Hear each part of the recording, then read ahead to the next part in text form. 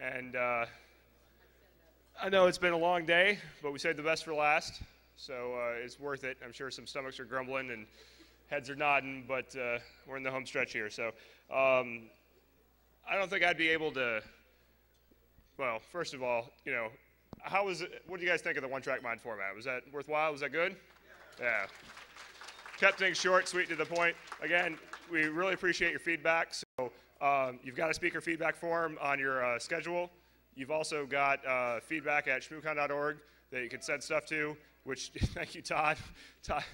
Todd's the guy that answers all that. But you also have a lot of green shirts around here who will happy to take stuff too. So just tell us what you think. We'll correlate it all, and we'll continue to improve for next year. So anyway, without further ado, I don't think I can do justice to introducing Dr. Rubin, so I'm actually going to hand it over to John Callis, who's one of the Graybeard Shmoo a sponsor and just an all-around great guy. So here you go, John. Thank you very much, Bruce. It's really both a pleasure and an honor for us to have Aviel Rubin here. He is someone who has been in the security industry in a lot of aspects for quite some time now, doing a lot of important work. He was at AT&T Labs. He's now at Johns Hopkins University and has a program there for doing security. He has also recently started his own company called Independent Security Evaluators. They're a company that you can go to and have them break things for you so that you get to find out about it before anyone else. And I have used them. I've been quite pleased with what they've done, and he knows an awful lot about all of the aspects of what we're here to talk about. So I'm going to hand things over to Avi, and he can tell us about breaking security systems.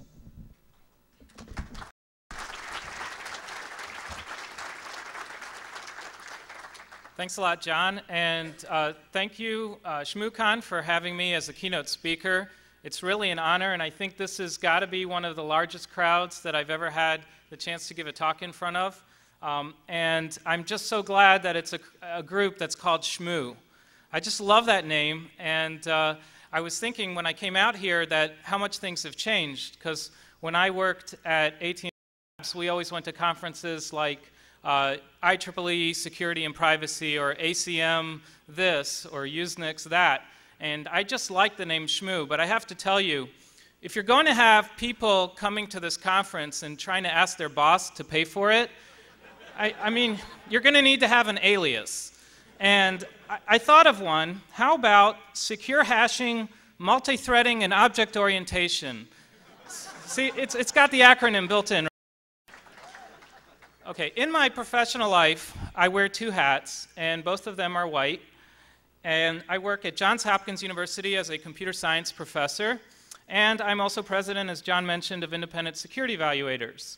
And the way that came around was that my group at Hopkins, I guess it's either the students that I attracted or just what I was interested in, we would break things. We're always breaking things. One day we were sitting around at lunch and somebody had an ExxonMobil Speed Pass and said, I wonder how hard it is to clone this thing. I wonder how far away you have to be. And that was 3 months of work, and then later we broke it.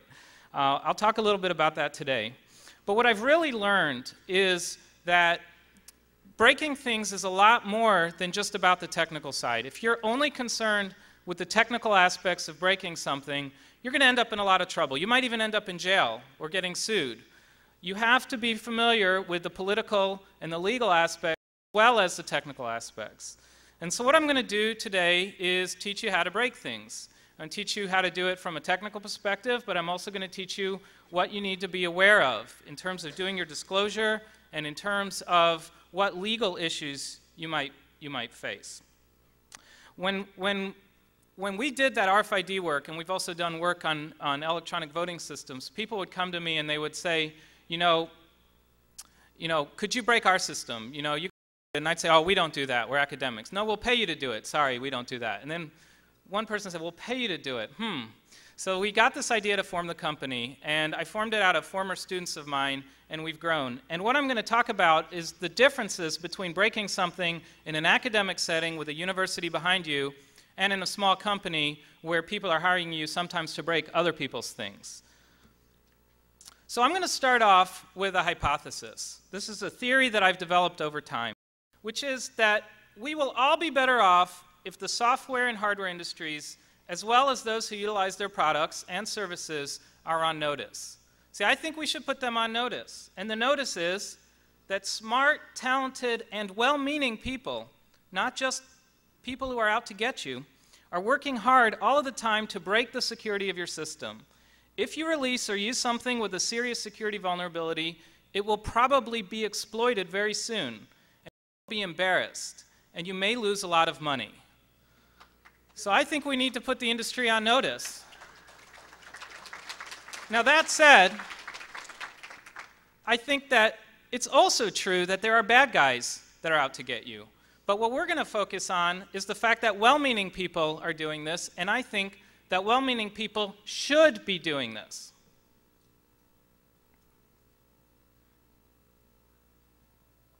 So why would we break systems? Well, first of all, it's fun. I look at the research that a lot of my colleagues are doing in computer science, and I think it's very interesting and challenging, but I don't think they're having as much fun as we are. Of course, ours is also interesting and challenging. We're learning how to build systems more securely by breaking systems. If you're going to really pretend that you can build a secure system and you can put something out there that's going to withstand attack, you are not going to be capable of doing that. You're not going to be well trained in doing that if you haven't also worked in trying to break systems. You have to be able to think like an attacker. I think it's important for us to raise the awareness of defective products. In the physical world, in the non-cyber world, we have consumer reports. We have a lot of organizations that will rate products and test them, but there is no consumer reports in the computer security industry. Can you imagine for a minute if you put out a box, right? What kind of a box? I don't know, something with Ethernet ports on it, some kind of gadget or gizmo. I guess gizmo's already taken, right? I just got a Sunrocket. They actually call their thing a gizmo. But take some appliance, a network appliance, and have it have a nice GUI, right? A web interface with all kinds of routing tables, etc. But imagine if you put this thing out and it actually did nothing, right? It's just a pass-through box, but it had a really good GUI. A really good marketing person, you buy a cardboard box and a really, really fancy glossy wrapper on it. You give it a really nice name, the firewall, natting, routing, whatever it is, VoIP, whatever you want to give it. But have it do nothing. And I'll bet you the thing would sell like crazy if it had a good name and really good marketing, and most people out there wouldn't know that it wasn't doing anything. Think about it. I bet you that this would happen.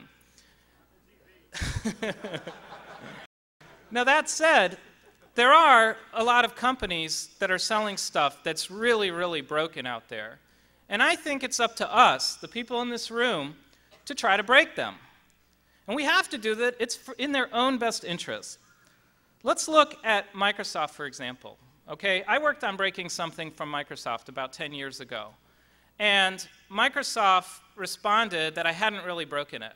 It was an online feature of Passport. And when I put it to Microsoft, they said, no, no, no, you're wrong. It's not really broken. And I went and I tried again, and sure enough, it was no longer broken. Luckily, I had written a paper about it and showed it to a bunch of people, including my management at AT&T, before I went to Microsoft, so that I actually had some people believing that I really broke it. And you can bet that the next time I broke something, I wasn't too inclined to go tell Microsoft about it.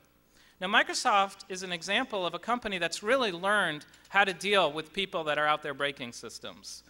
And they are trying very, very hard to get it right the first time, and so are a lot of other companies. In fact, Microsoft has a whole section for dealing with people who discover vulnerabilities. And they have a group. I found this website, which is very prominent on the Microsoft site, report a security vulnerability, and down here it says, I need to report a possible security vulnerability to Microsoft. And they have processes and manuals and people trained for dealing with that. And they're actually pretty responsive, and there are certain people that they have that they actually reward coming to them first. And so I think that it's thanks to people who like to break things that Microsoft software has actually gotten a lot better. So why would you break things? Why would you personally do that? Well, maybe you're responsible for a system security. You work for a company, they're building a product, and they want you to try to break it. And so you learn how to break it. Or maybe somebody hired you to test the security of a system. Maybe it's someone else's system. Before they buy it, they want to know how good it is. Or maybe you're an academic and you've developed a new analysis technique and you're not sure that your analysis technique is that good, or worse, you're having trouble convincing people that your analysis technique is that good. So for an academic, the best thing to do is use it to break something that no one thought was broken and then show people about it, and that'll also raise your profile because the media loves to cover stuff like that. Or perhaps you just have nothing better to do. What's unique about security research? How is this different from, say, databases or networking or data mining? Well, it's quite controversial. I want to tell you a little story of something that happened to me, and I think I attribute this to working in the field of computer security. One of the systems that I worked on was a system to allow people to publish things on the internet in such a way that it was resistant to censorship. I was thinking of a dissident in China who wants to put an anti-government website up. So we had designed a system that broke it up into little parts and stored them all over and could be put back together, but it was designed specifically to make it difficult to remove content.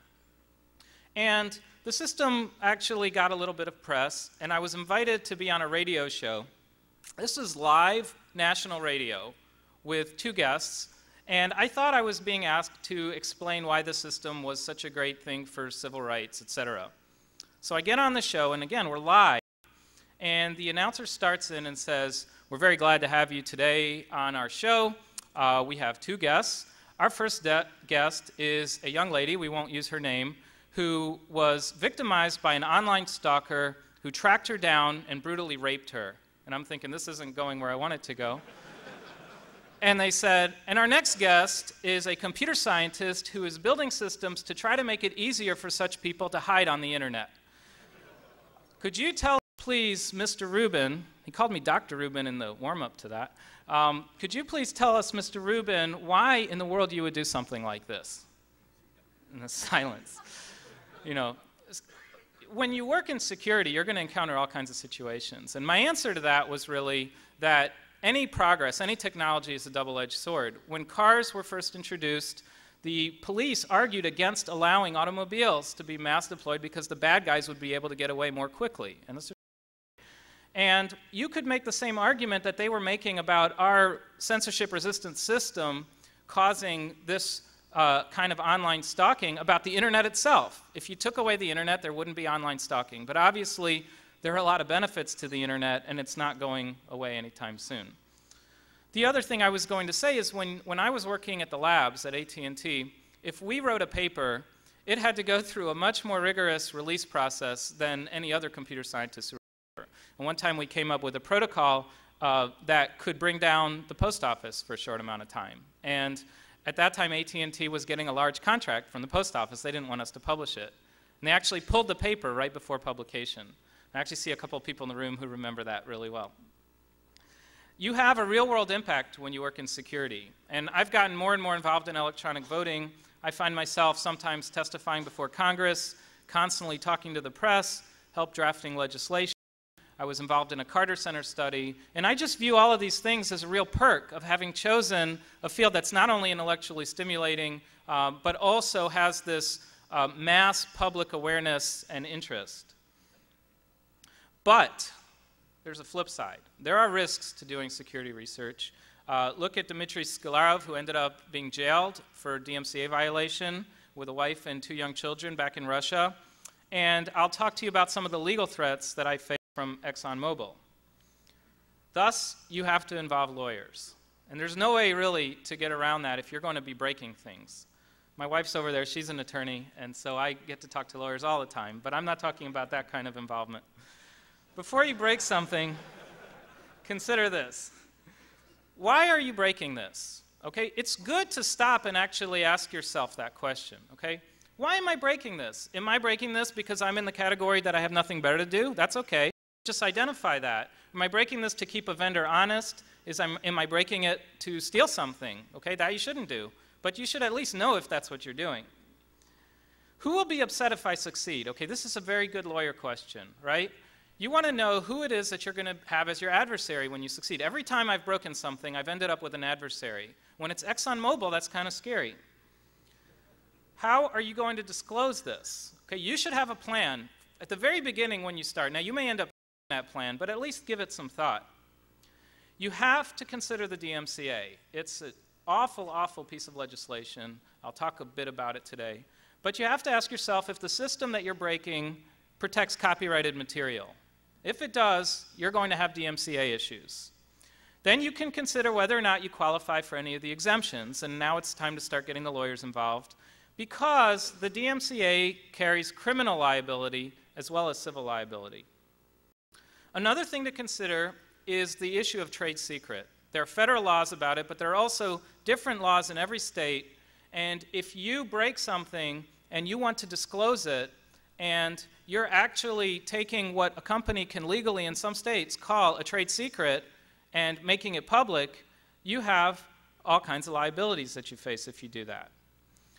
Another thing you have to consider is the end user license agreement. If you purchase something in order to break it, sign a EULA, and it says that you're not allowed to do reverse engineering, then you're going to be in violation of that agreement if you try to reverse engineer it. And unfortunately, because of a lot of the work that we've all been doing breaking things, a lot of vendors have gotten very smart about putting all kinds of restrictions in their EULAs, and there's very little that you can do about that. You have to ask yourself and your lawyer how likely you are to be sued. Who's going to defend you and how much will it cost? You don't want that to happen to you after the fact, like, oh my God, I'm being sued, right? Never occurred to me that might happen. And my best advice is, when you're starting out, call the EFF. Okay, I've used Cindy Cohen as I can turn on my big spotlight in the sky with some kind of EFF logo, and wherever Cindy is, she'll see it and she'll come to the rescue. And the EFF has done a tremendous job with people like me and others who like to break systems.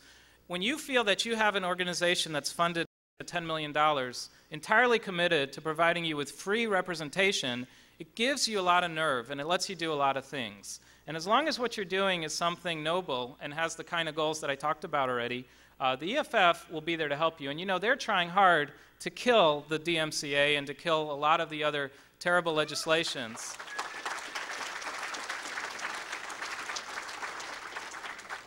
Let me give you an example that Pamela Samuelson, a law professor, came up with. And there's a website called chillingeffects.org, I think, that another lawyer put together, and they talk about the problem with DMCA. Let me give you the scenario that Professor Samuelson came up with, and you'll see just how awful it is. It'll almost sound like you won't believe me that this is true, but it really is. Let's say that there's a worm that's wreaking havoc on the internet, okay? It's taking down things all over the place, and you work at a security company. Now, let's say that somebody comes to you, the capsule, it's an encrypted package, and there's reason to believe that inside is a copy of the worm. And you've got the skills to figure out how to break this thing. You're probably not going to break it by breaking the crypto, but you can maybe break it by getting around the crypto, finding the worm, dissecting it, analyzing it, and then helping the internet recover. If you were to try to do that, that could be a DMCA violation. You're not allowed to try to analyze that thing. Now, this could be a criminal offense. You could go to jail if you tried to do that. Now, there is an exemption for encryption research, but if you've read this exemption, number one, there isn't any case law precedent or anything around this right now, so you might get to be the first example, find out if you're going to go to jail. Number two is that there's something in there that says that the encryption exemption doesn't apply if you are going to actually gain from the circumvention. Now, you might think the drafters of that legislation meant that if you're going to circumvent a copyright system and then go selling the copyrighted thing, that's how you're going to have the financial gain. But there's no reason that a prosecutor couldn't say, well, your company does security work, and you guys were hired, and so you got commercial gain for doing this. And even if you do it for free, if you guys got a lot of publicity for doing this, that helped your business. And you know, you did, technically, you might very well have commercially gained from it, so that exemption might not apply. Anyway, who knows how that would play out in court? The EFF would probably do a bang-up job defending you, but I don't think you want to be sitting there trying to find out if you're going to be going to jail or not. You also could lose a lot of money. So I mentioned that after you do a break of a system, you've got to do a disclosure if you want to have the impact that you want to have from it. So the first step Get your organization behind you. The last thing that you want is for your boss to read about what you did in the newspaper, okay, before they ever heard about it. Whether you work for a company, a university, or any other organization, you want to tell them what you're doing and tell them early and convince them, for all the same reasons why you think you're doing the right thing, that you're doing the right thing, and get them to buy into that, because life will be a lot easier if that's the case. You also should go to your legal department, because they don't want to be surprised by it, and it's not enough for something like this to just say you told your management. You got to tell the lawyers. And you also might want to tell your subordinates, so they know about it in advance. If you have subordinates, subordinates are great. Well, I call them students. Now, one thing you might consider in all of this is if you're telling a lot of people, you still got to worry about a leak, okay? Because sometimes when you break something, it's really, really big news. And so tell people that you trust only. But this is critical. I can't emphasize it enough. And I'm really, really lucky and thankful to Johns Hopkins University that when I've done work on braking systems, they have not only been totally behind me, but I actually got a call from the vice provost telling me how cool he thought it was. So that's the kind of organization you need to be in. I'll stress that the key words are responsible disclosure, okay? You can go around and, you know, make a fool out of yourself yelling that you've committed some kind of a break, and you're actually going to be making it difficult for all the other people who are breaking things that want to do it responsibly by allowing people to shoot them down and include us in it. So when you disclose something, think about how to do it responsibly. The best case, and I'll talk about a lot of exceptions to this in a minute, but the best thing you can do is notify the affected party first. This is your future adversary. Explain to them the reasons why you broke the system, explain the vulnerability, and if you have an exploit, demonstrate it to them. Now here are two things you have to remember. You have to be sure that they do not get the idea that this is extortion. Well, it shouldn't be extortion, first of all, so don't commit extortion. But besides that, you shouldn't give them the impression that there's an extortion going on. And that means that you cannot take anything from them. Okay? In my company, we've had people whose systems we have broken in our academic settings come to us and try to hire us to help them, and we refuse that work because it would look really bad. It would look like we had done that to build our business, and that's something you have to be very, very sensitive to. The other thing is don't get into a negotiation with them about when you're going to do your public disclosure. You might want to put the wheels in motion before you have that meeting or that talk with them, something that you can't even stop. You tell them, we've given our paper to a reporter, we've done the demo for them, they've got an embargo for another month, and we thought it was only fair to give you guys a month's heads up, and here's the deal, and here's what's going on. Don't let them start to negotiate that deadline. It really can be a difficult spot to be in. So there are times when I think disclosure is a bad idea. I'm all for disclosure, I've enjoyed it, I've done a lot of it, but there are certain places where I think you have to draw the line. Number one, if public harm is possible. So for example, you figure out a bug in the power grid, and you could shut down the power grid. And it's really cool, and you show your friends, and then you realize that if you tell a reporter at the New York Times about this, you could actually bring down the power grid. And New York Times reporter is going to put that on the front page. But then the power grid's going to go away. Okay? That's bad. So that's a situation where you just have to kind of swallow it and not disclose it. You definitely want to disclose it to the people that control the power grid. You want to tell the people where there can be harm about the situation, but you don't go running to the media with that one. Same thing if you figure out how to steal money from an online bank. We're going to go on the assumption that you're not going to do it. You want to notify the bank, but you set a deadline that's too soon before they could actually fix it. Right? So you just got to think when you do these things. And of course, anything that's a national security risk, I think, is off limits. By whose definition? So it's a so a national security risk, what I mean by that is that if you have something to disclose, that disclosing it is likely to lead to a serious threat, and all I can say is by your you're the one deciding whether or not it's a national security risk. Although keep in mind, other people will use their definitions of that. And if you think it's a national security risk, or that a lot of people will think it's a national security risk, don't do it. Tell the authorities, but don't disclose that in the media. That's my philosophy. That's what I'm giving you guys. We can argue about it when I'm done.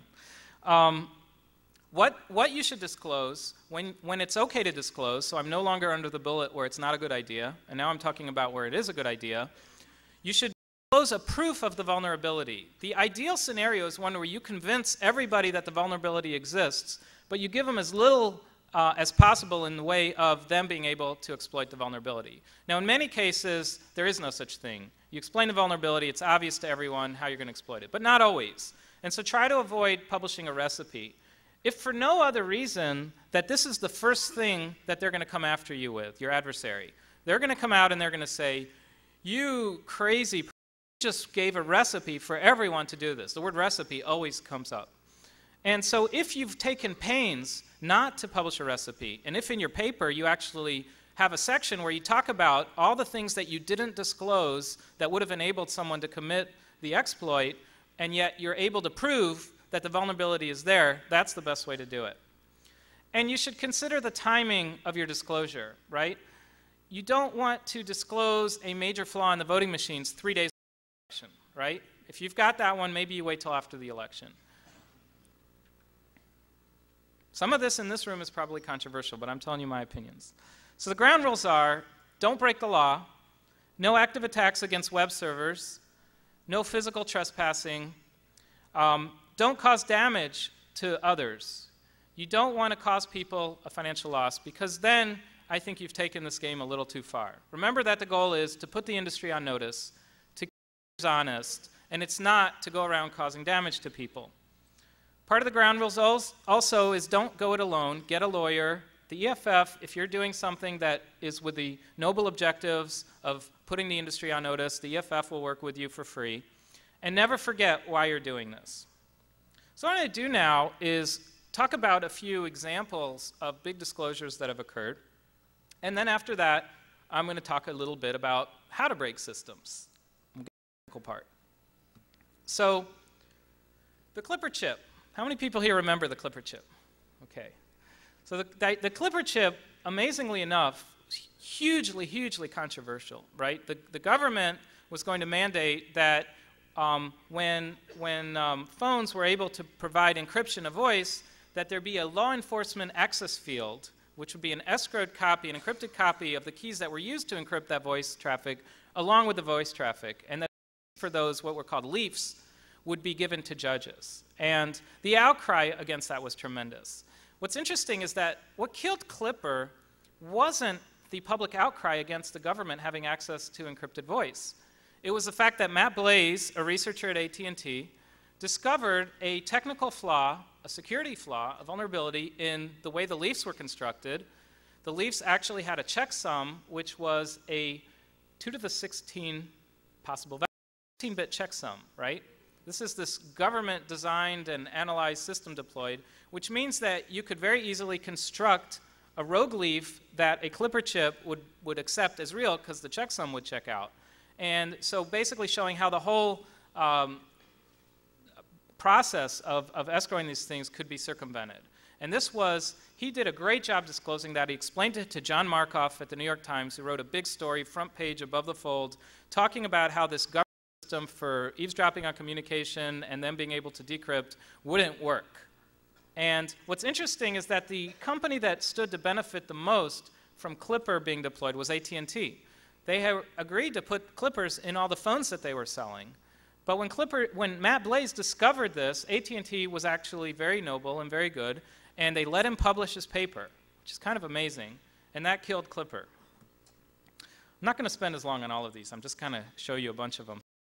The encryption in 802.11 was broken, and with very little amount of sniffing, you could reconstruct a key. Paul Kocher came up with very interesting attacks against RSA and many other systems using timing attacks.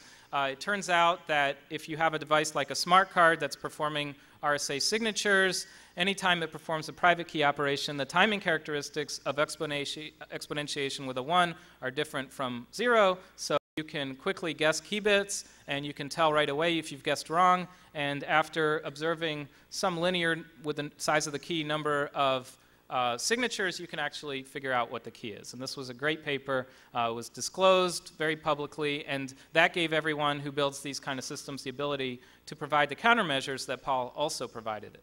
And I think that's a great thing. You've actually hit a home run with a disclosure if you've got an easy fix for it. Okay? It's a little dicier when you don't know how to fix it. Same thing for differential power analysis. It turns out that when something is performing RSA computations and it's exponentiating with a 1, it takes a different amount of power than a 0. And so these are all things that were disclosed. SDMI is a good one to talk a little bit about. The RIAA, the recording industry, came out with a secure digital music initiative. And this was a protocol that was supposed to make it impossible to copy music around. And they were so confident about it was that they put out the SDMI challenge. I believe it was $10,000 they were going to give to anyone that could break SDMI. Well, a group of researchers did break it, but they didn't like the draconian agreement they would have to sign in order to collect their prize. So they went ahead and tried to publish the paper without collecting the prize and without agreeing to the terms. Now, think about it. A challenge was put out, and yet the recording industry went after these researchers. The paper ended up getting pulled out of a conference. They had to actually litigate that case, and they came out okay, and they ended up publishing it, but that was a really scary time for a bunch of researchers. Of course, a lot of Microsoft problems, a lot of disclosures that I was involved with and others around voting, and I'll give you an example in a minute. And I'll talk about the RFID too. Those are my 2 examples today. And I saw Chris Sagoyan outside. There was a disclosure of boarding pass generator, generated a lot of conversation, a lot of discussion on message boards. Let's leave it at that. So in security, there's a real arms race where the security people who want to provide security are fighting a losing battle, right? However, the attackers, and in this case where you want to perform disclosures and break systems, are actually in a winning position. The reason is the attacker only has to succeed once, but the person building the system has to commit to the system, right? So you've got a static system. You have to commit because you build it and you deploy it, unless I guess it's an online service, but in all other kinds of systems. And then the attacker can dynamically adjust their attack continuously. Now, the attacker may not be limited by the assumptions made by the system designers. You've probably seen many times if you've been in the room when a system is being built and designed saying, okay, well, here's our threat model. And unfortunately, the attacker doesn't get to read that document and say, oh, I'm not allowed to try this, right? They could try whatever they want. And so any mistake in any portion of the system can sink you as the person who builds the system. Now, what's worse, a bad system or a bad attack? Well, a bad attack just doesn't work, and you try another one, right? But a bad system gets sunk. Why do things go wrong? Well, I think we probably all agree that the #1 reason is bugs in the code. But there are other things, poor administration. In my company, we've been asked before to do analysis of systems that have been compromised, and it's not surprising probably to the people in this room that we discover very often that it's a malicious insider. Although the people that know that person are usually refuse to believe it, but that's just what it turns out to be. Now notice, I didn't write poor users or stupid users on here, right? Because I don't think you should blame the users. You have to know who the users are of a system, and you have to design, oops, I did say stupid, didn't I? My kids are in the room, and that's a bad word. Incompetent users, they don't know that word. I don't, they do now. If they're walking around saying incompetent, that's fine with me. But I really don't think it's fair to blame the users. You have to design your system so that it's user-proof. And my favorite thing that I always hear when I'm doing a security analysis or meeting with clients is, oh, nobody will ever actually try to do it, right? That is exactly what the attackers are going to try to do. And it wouldn't be a security talk if you didn't say that security by obscurity, wrong assumption. You have to assume the attacker knows what the system will be like. Just look at Diebold, for example. If they had made the assumption, well, no one's going to ever see our source code, and then their source code leaks on the internet, then all the security that was based on that assumption is out the window. Okay, so now I have to disclaim the next few slides by saying I'm not telling you to attack systems, I'm just telling you that if you attack systems, this is how to do it. And your approach to breaking a system is going to be different depending on the target. If you're going to be attacking a network appliance, you're going to do it differently than an online web application. The first step is to always use the available tools. So for example, if you have the source code to the system, you can go through it by hand, but you should also use some static code analysis. Made a little bit of full disclosure there. I'm not plugging these tools in particular. think that you need to use the latest tools. And go for the low-hanging fruit first. You'd be amazed when you try to break systems at how often you find that the easiest things that you can try, like doing a port scan or checking permissions and simple SQL injections, these things are sometimes what are going to get you in the door. But you want to automate as much of the attack as possible. Write your own tools. The amount of time that you spend investing in writing your own scripts and your own tools is going to pay off in the long run. There's a rule of thumb. John Callis introduced me, and we had breakfast at the RSA conference, and he said something that he attributed to someone else, and I don't remember who that was. I'm not sure he remembered who it was. Drew Gross? Which I thought was fantastic, which is, I love it when there's crypto in a system, because then I know where I don't have to focus my effort, right? You're not going to break the crypto. You're going to break everything else. But there are exceptions to that, of course. I'll talk about one of them in a minute.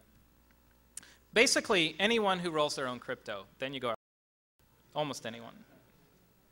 So let's look at a network appliance. Somebody hands you a box, right? And you're trying to determine, again, if it's this pass-through box or, but let's say it's actually a real product, and you may or may not have the documentation for it. You may or may not have any of the designs or the specs. The first thing you want to do, if you're handed this thing and you're doing a black box analysis of it, is identify the services on it using a scanner. And if you can, tap into it and capture the traffic. Put it on the net and capture the traffic that's going back and forth to it. And then start to generate similar traffic by hand. And the reason you want to do that is you're going to be writing some scripts to try to change the traffic a little bit. Okay? You want to produce inputs that this box is not going to expect on the ports that it's listening to. There are also some tools that you can use, and I've just listed a few here. But many of these tools allow you to write custom scripts and custom plugins. And I think that's where you're going to get your big win, because you have to assume, and maybe it's a wrong assumption, but in the better products, you have to assume that the developers of this thing have already run all the obvious tools against it. If they haven't, you're going to break it really easily. But you have to assume that they have, and this is where your creativity comes into play. So you write custom tools to fuzz the inputs. Take some valid inputs and modify them a little bit, and then just keep modifying more. If you get the thing to crash, that's actually great, right? Because now you know that these inputs that you just provided tickled something inside of it, so you know where to focus your energy. Because after all, if you get the thing to crash, it's probably some memory error, which means there's probably some buffer that you can overflow, and that is a hope that you'll be able to get control of this thing. Another thing that you can do in parallel with this is try to recover the binaries off of the box, okay? There are various different ways to do that. You know, screw the lid off and flash the ROM or whatever. And if you get the binaries, disassemble them, reverse engineer those binaries, and when you're reverse engineering them, now apply tools to try to find the static buffer overflows and other bugs that are inside it. Now, the beauty of that is once you've found these bugs using the disassembling and the static analyzer or throwing in these random inputs, now you are in a better position to generate exploit traffic to exploit these vulnerabilities. So you want to try to either get control of this thing, get it so that it always crashes. Whatever it is that you think is an attack that constitutes breaking the system, that's what you want to do. And use your imagination when you're doing this, because I think you get 10 people in a room with 10 boxes all trying to break it. The one who's the biggest oddball is the one who's going to actually succeed the most at breaking it, because he's going to think differently from the way the other people are thinking, and he's more likely to try something that the designers didn't anticipate. So let's say that what you want to break isn't a network appliance, it's some software application. Okay, so you get a program, and maybe you're just getting the binary, maybe you've purchased it, and all you have is the binary. Maybe it's open source and you have the source code and you also have the design docs. If you have the source code, use the static tools, and I find that the source code is most useful as a resource for checking whether or not the specification and the other documentation is accurate. You look through the design docs if you have them, and you get to something and you say, I don't believe they actually did it.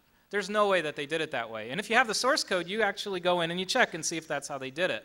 In the places where you find that the code diverges a lot from the specification, those are good places to look to try to break the things. Okay? There's probably some reason why that happened.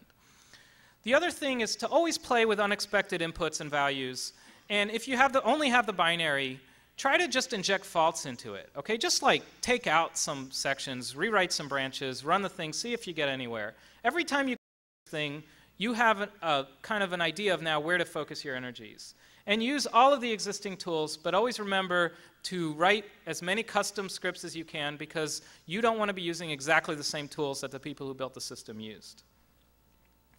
Now let's say that you're given some hardware device, some arbitrary hardware device, and you're trying to test that thing.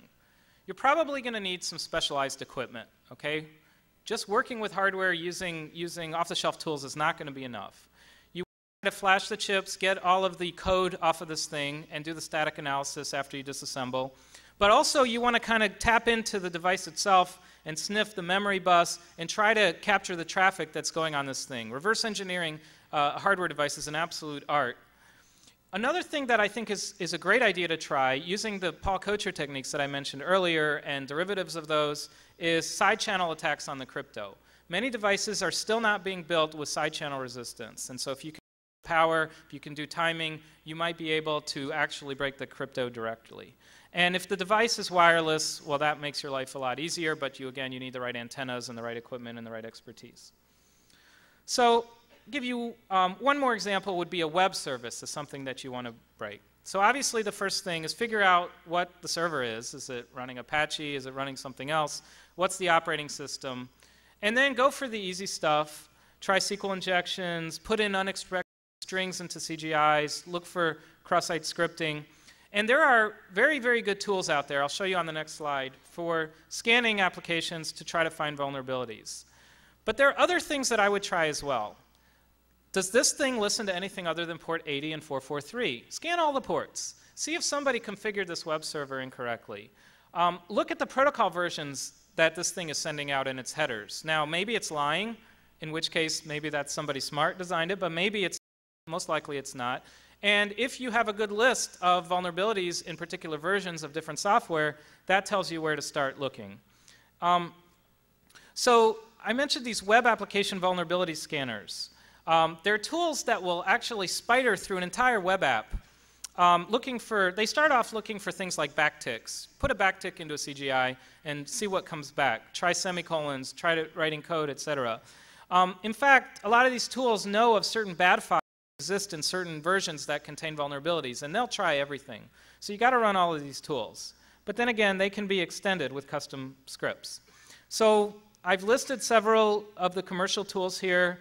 There's an open source tool and other scanners and many other useful tools.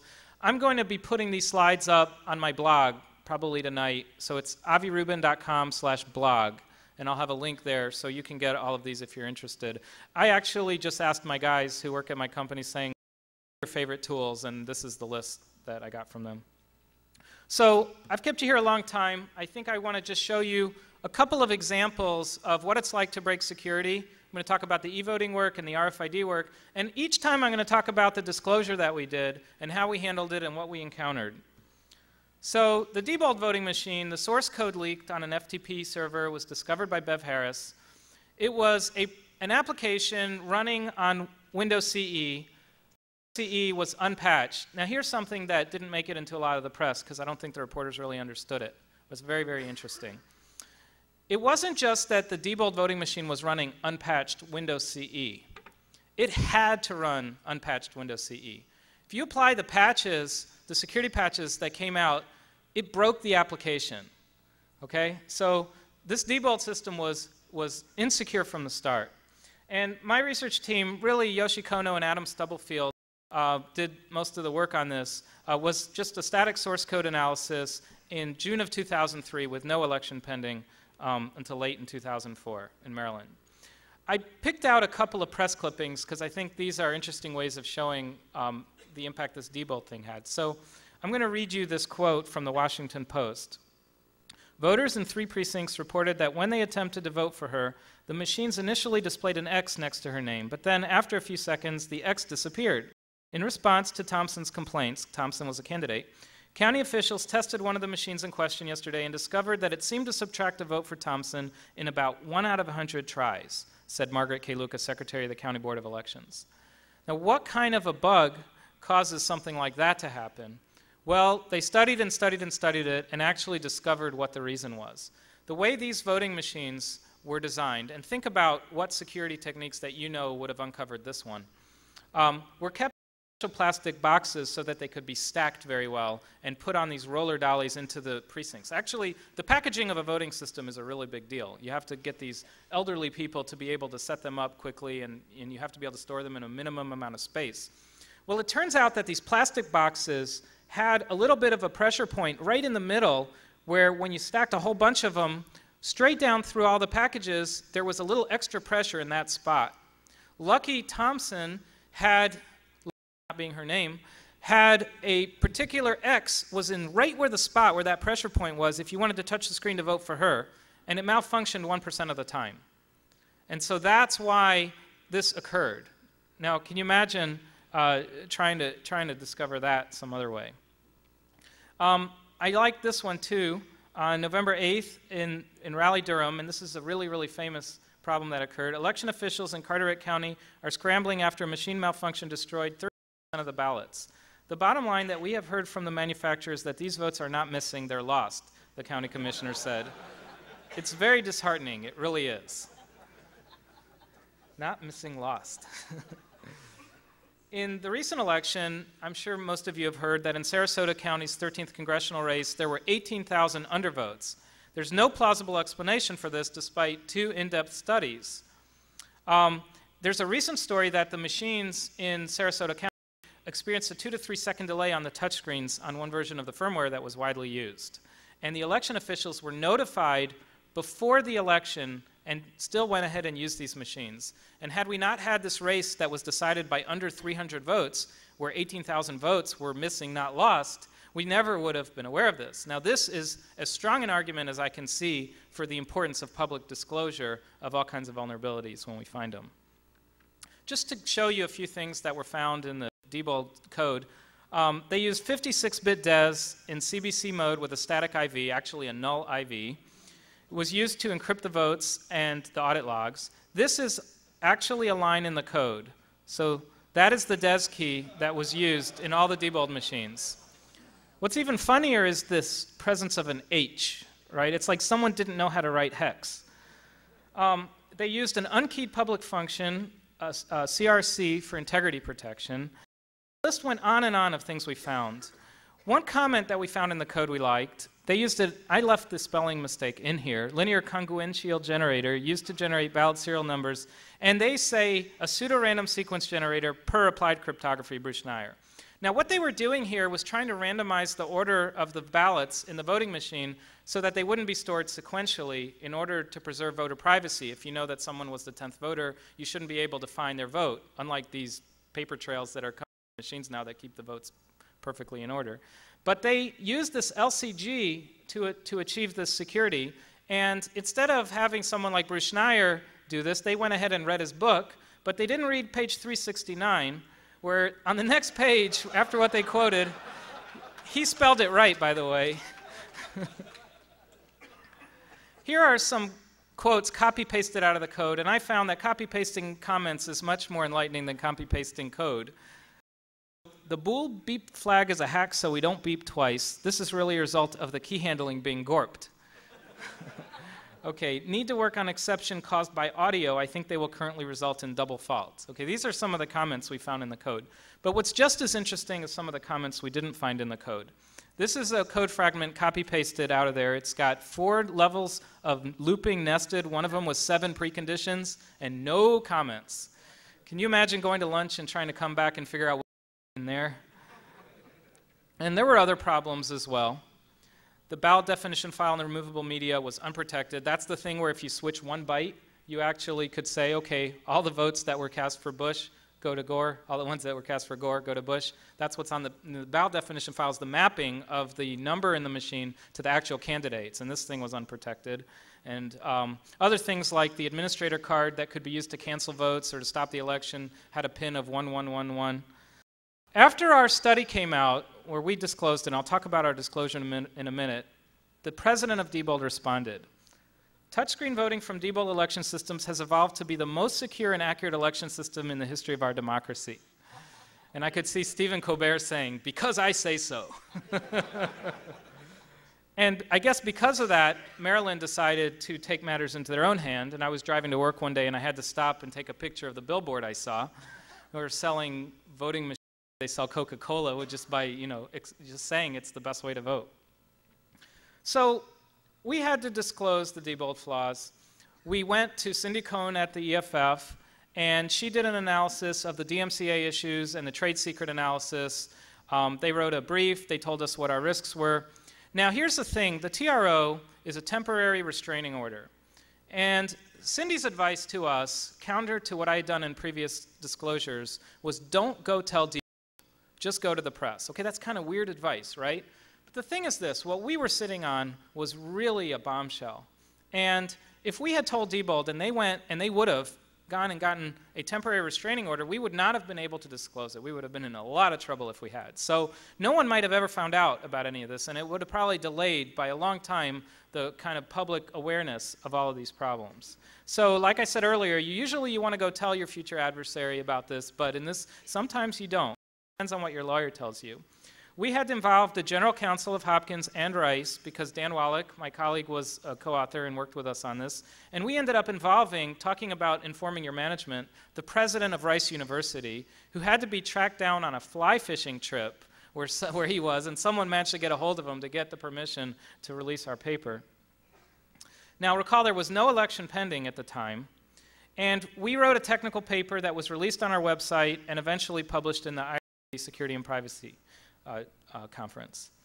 Now, here's something that for which I've taken a lot of heat, and I kind of want to discuss it because you may find yourself in this position. We gave an exclusive of the story to John Schwartz at the New York Times. And I've learned a lot about exclusives. There are pluses and minuses to it. Number one is you are probably going to piss off N-1 reporters, okay? They want to know, why did you go with that reporter and not with me? And in fact, if you live in Baltimore and you go to the New York Times and they get the big explosive story and it's a political, election-related story, the Washington Post is not going to be happy. The Baltimore Sun is not going to be happy. And the truth is, I'm not sure it was such a good idea to do it this way. But on the plus side, this was a very, very sensitive story. I knew, and John told me, that the first thing that he needed to do before he could write the story was to go talk to Diebold, right? He was going to ask Diebold. He was going to go talk to a lot of people. And then he was going to the first big story about this. Now, what I really wanted more than anything was for the first story written about this to get it right. I've worked with John Schwartz before. I know he's very technical. I know he has a very good understanding of the importance of disclosing security vulnerabilities. And I know he's not a shill for any large corporations the way some reporters are. There are many, many honorable, great, technically sophisticated reporters out there, but this was, the biggest thing I'd ever been involved with, and I knew that I didn't want it in anyone's hands except John Schwartz. It didn't also hurt that the New York is read by a lot of people, and getting an exclusive that gets you better placement in that one. So that's something else to consider. Let me give another quick example. I think I'm using up too much of your time, but I'm going to talk about one more example of breaking security. And I'm really almost done. Texas Instruments makes an RFID chip. It's about $5 per chip. It's called the TIRIS. And at the time that we did our work, it was in about 150 million vehicles. It was used to immobilize the. So if you don't have the chip in your car key, the car won't start. And it was also used in the ExxonMobil Speed Pass. These are two pictures of the same circuit. This is an ExxonMobil Speed Pass, and this is the chip that goes in it. And exactly the same logic is in this chip that goes in your car key. The way it works, basically, let's say you're going to buy gas. There's a secret key on the chip that's in your Speed Pass, and there's an online server that has a copy of that key. So what you do is you hold your tab to the reader, and it gets a random challenge. It encrypts that challenge with the secret key on there and sends a serial number. The pump reader talks to the online server that has a database with all the keys, uses the serial number to look up your key, gets the key out, decrypts the challenge, and compares it and sees if you got it right. And if you do, it pumps gas and charges it to your credit card, which is on file. The car immobilizer works the same way. You put the key in, the car challenges it, and a copy of the key is also in the steering column. To do the analysis, we did a lot of research, and one of the guys found this in the library. Turns out that this is not an accurate description of the cipher that's used for this encryption. But it was close enough that after about a month and a half of mind-numbing work, the guys were able to reverse engineer every one of these boxes, figure out which boxes were wrong, which had the wrong bits, and completely reconstruct cipher. And this was a paper published in Usenix Security, a new techniques for black box analysis of a cipher given its loose structure. That wasn't the title, but it could have been. Once you know the cipher, there are ways to break the system. Lucky for us, they only used 40-bit keys. Ha ha ha, right? Everyone's supposed to laugh then. You could build a table, would be 5 terabytes in size, and you could have, for a given challenge, all the response and the key in the table, right? 5 terabytes is still a lot to carry around. Another option is to exhaustively search for the key. And you do that using a known challenge response pair.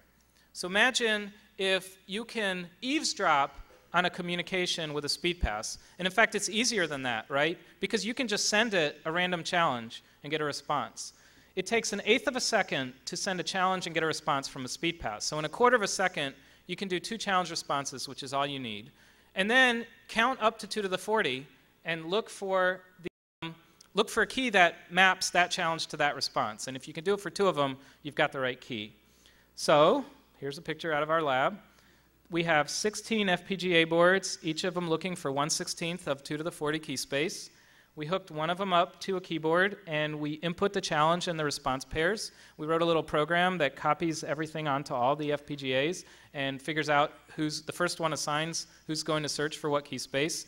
And when one of them finds the key, it lights up, and you read the key off of it by looking at a series of lights. So very, very cool.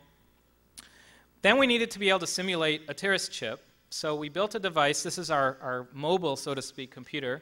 We've got a PC over here, and these are batteries because we wanted to take this thing with us to gas pumps because we wanted to buy gas. And this is the antenna right here. So I brought along a couple of movies, and I'll adjust the volume on this one. The first one is showing us sniffing an ExxonMobil speed pass that could be in someone's pocket. The guys that are starring in these videos are my former students who are all co-founders of my company and now work there. So let's see if this works. Uh-oh, that doesn't look good. Whoa. That's really unfortunate. Let's try one of the other ones. That's a real shame. Let me see if I get out of slideshow mode. This worked every other time I did it. And let me go back into a different way. Okay. Ha. Public area, such as a train station or waiting room. He pretends to be working on his laptop. Inside his attaché case, he has hidden a small antenna. With only a few seconds victim with a speed pass in their pocket, the attacker can recover all the information necessary to simulate the tag. So what we did is we had the antenna in that bag, and he had a speed pass in his pocket. We sent it the 2 challenges, and now we have what we need. We took that into our lab for our cracker, and in about 20 minutes, we could tell you what the key was. So then we could do things with it, like buying gas. An attacker holds the antenna connected to his DST simulating device up to the speed pass reader. A light comes on indicating that the simulation was correct. At this point, the attacker is free to purchase a tank of gasoline that will be charged to the simulated tag. And we kind of lose the audio here. What I was told is that the guys were using words that were worse than stupid, and so we cut out the audio. But basically, what was really cool about this is that gas prices were really high around this time, and so we had all these news crews wanting us to demo this for them, so we said, okay, speed pass, and what we would do is they would film us scanning their speed pass, and then we'd say, hey, let's show you how we buy gas, and we would take turns filling all our cars with gas.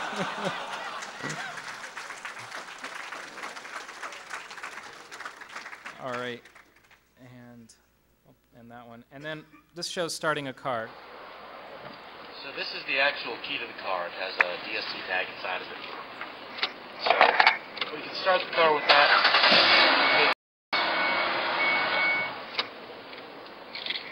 And now we're not going to use the key anymore.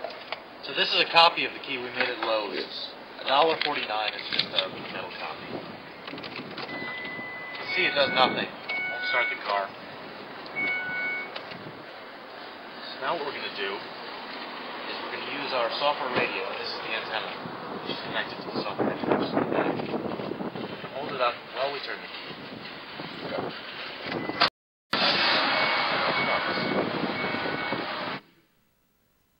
Okay. So that was a fun project. So when we were ready to disclose TIRIS, we met with the Hopkins General Counsel, but now they were really familiar with us from all the voting stuff. Once again, we retained EFF, and Cindy's comment was, "You guys are calling me, this must be cool, tell me what it is," and it was fun. So we called Instruments, and we told them, we left a message that we had a vulnerability to in DST, and we wanted to talk to them about it. And they returned our call really fast, and in fact, it was someone very, very senior who called right away.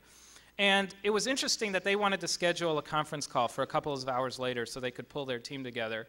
And when we started this call, it was all of us on our end on a speakerphone in my office, and then a bunch of people in various places at Texas Instruments. But at that point, ExxonMobil had been brought in as well, and they were on the call. And there was a certain kind of attitude that they had that we felt they didn't believe us. They just didn't believe us. And so we had this animated conversation, and then one of my guys, I think Steve Bono, said, "Yeah, but we discovered this and this and this and this." And silence on the other end of the line. And then they said, "We're going to mute for just a minute." And they came back a little later saying, "When can we visit you?" And they came out to our lab, and they brought ExxonMobil marketing people and technical people, a whole bunch of them, and a little plastic bag full of speed passes. And they challenged us, and they said, "Can you tell us what the keys are on these?" So we said, "Well, we'll get that started, and then we'll start the meeting." And 20 minutes later, Adam Stubblefield walks into the room with a sheet of paper and says, "Here are all your keys." And they looked at him, and they said they were right. Now, we normally wouldn't have been able to break that many chips in that amount of time. But the thing is that they had only used digits 1 through 9 on these, and so he was able to break them very quickly. They tried to negotiate the release terms with us. They started out very nice and friendly, telling us how impressed they were with us, and it was so great that we came to them, and thank you very much. But then people with bigger titles started to call and to make threats. We told them, we gave them a deadline. We said, "We're releasing a version of the paper that's going to miss a lot of technical details in a month on our website, and we're going to talk to a reporter, and that's going to be the story, and that's unacceptable." And so they started applying more and more pressure. The night before, they sent a lawyer letter, and they threatened to sue us. And I called the Hopkins lawyer, and we were all ready to have a long night that day. We decided to go ahead with it anyway, and Hopkins basically said, if we're mostly a medical school, if one of our doctors came up with, on their own initiative, unfunded research to test a drug and found that it was harmful, and the drug company threatened to sue them if they published it, we'd stand behind them 100%. And this is exactly the same thing, and we're behind you 100%.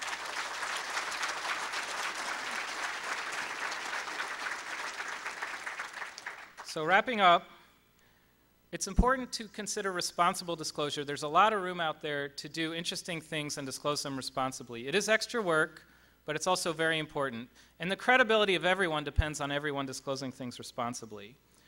Also, there are a lot of really, really bad systems out there, but even the good ones have problems. And that's one thing we've discovered doing this. And no useful system is really secure. Some are just harder to break than others. Finally, I leave you with this thought. Let's put the industry on notice. That's all.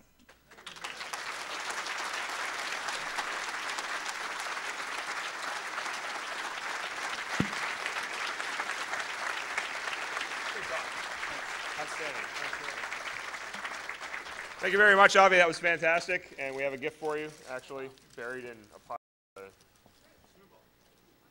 Oh, it's on the shelf. Sorry. This is an empty box. You don't have to take it off. Anyone who has kids knows that that's what they want anyways, the box. This is a birch burl bowl, or is it a birch burl bowl or just birch bowl from Alaska. They're many Shmoo from Alaska, so we have to give something away. And 2 years ago when I was up here talking, they gave me moose nuggets, which we decided weren't really appropriate for you, because I think we have a little more respect for you than they have for me. Anyway, it's 2007 Washington, D.C., Dr. Aviel D. Rubin, keynote speaker. So there you go. Thank you very much. Not a problem.